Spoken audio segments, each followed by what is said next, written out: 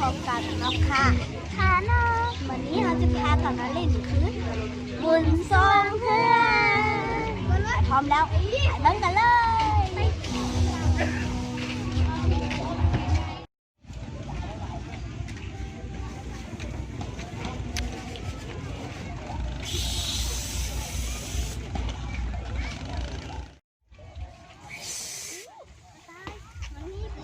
บุญทรงเพื่อนก็เป็นแบบนี้มีเกมอะไรอย่างเลยในโยงกับตาจะมีเงินคนละ50,000มาบังกันว่าคนในโยงกับตาจะได้ยินได้แน่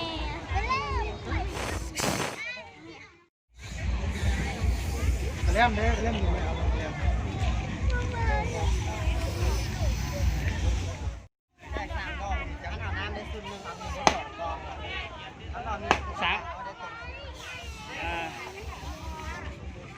3 ดอก 2,000 วะบุ้งแม่ได้มี2 กองวะอ๋อคือเพลงน้ำมาได้เป็นสุดเลยน้องยุงกระต่ายลิ้นบอลิ้นหวะร้องมาได้วะเอาแห้งเด้อเบิ้งจับได้เอาไป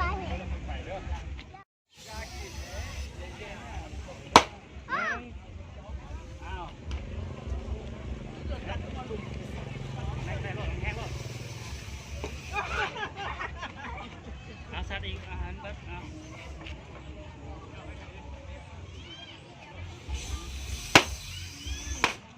เย้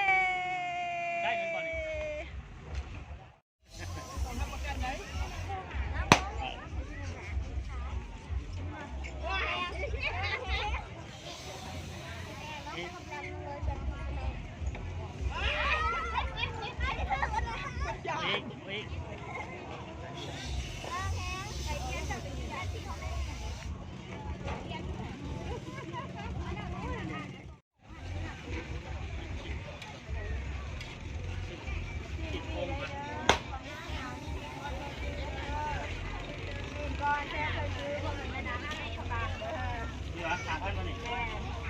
ตัวใหญ่เดียว5,000ทุกหัวแล้วอันนี้ก็มีโอ้สิมฟรีน้องยุงก็กระต่ายบมาของฟรีปันใดแลนใส่เลย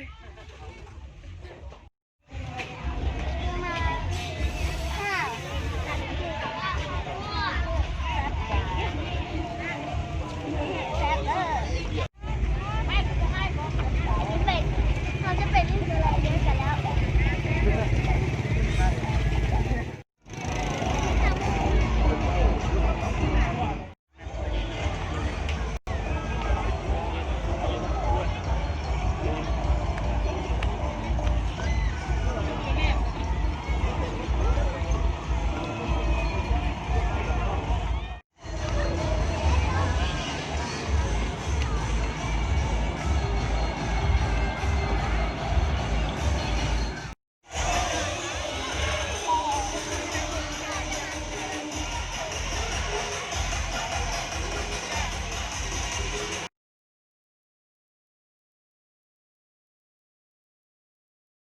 โอเคครับจะไปลุย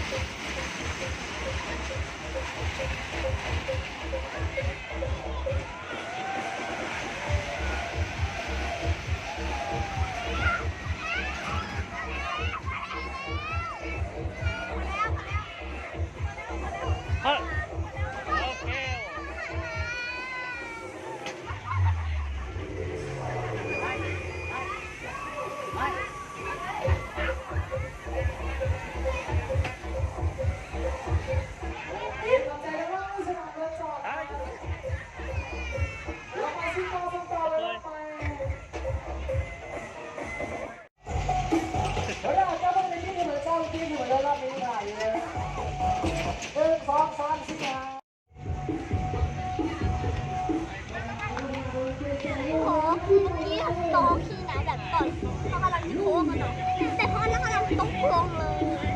ทุกคนเจ็บแบบวันนี้หลังแล้วกำลังจะหลังดีวะ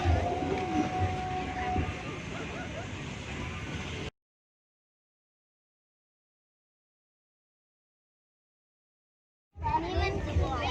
ส่วนไดโนเสาร์ค่ะไม่สนใจเขาจะขึ้นไปขี่มันเขาต้องขี่มันให้ได้ต้องขี่ให้ได้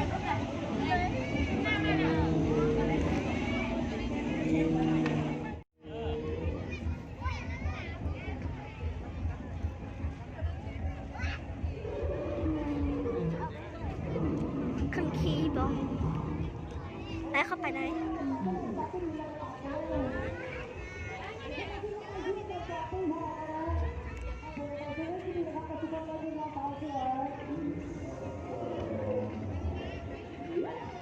เขาจะเบิ่งอย่างก่อนเอิ้นว่า